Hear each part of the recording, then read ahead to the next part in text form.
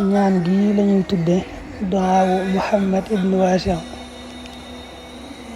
moom nag ñaan la goo xam ne day dàq seytaane te it day musle ci mooy yàlla day musle ci seytaane day musle it ci mooy yàlla ñu bari mën nañ ko.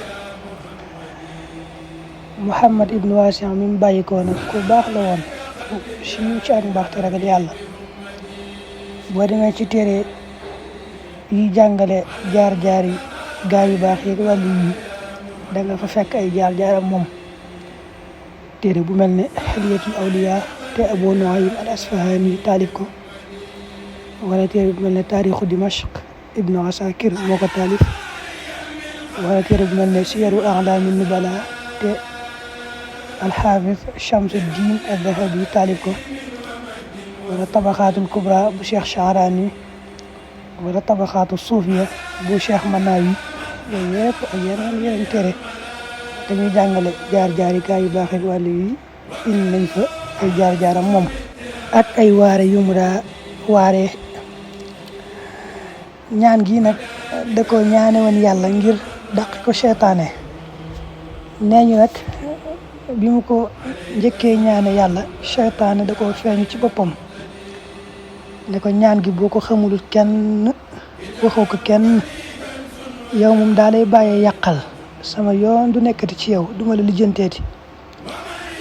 kooku ne ko Muhammad ibn Wasi' ne ko kon day da nga ma yàqal defal lu la neex, ndax ku ma gis rek ku ma ko mën a xamal rek danaa ko xamal ñaan gii. nettali boobu bari na téere yu bari yu mu ñëw. sëriñ bi indi na ko ci xasida Safinatul Amaan boobu nga xam ne ay ñaan dong la indi na ko ca biir.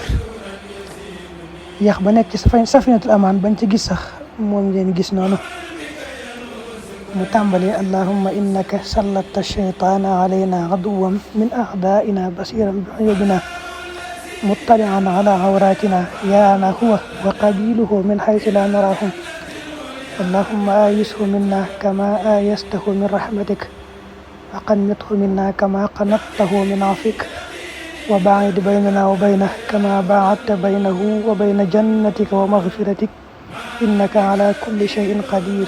foofu la yam nag des na ko jàng nag suba ak ngoon ñetti yoon ni ma ko waxee di ko musloo seytaane ak it day musle it ci mooy yàlla.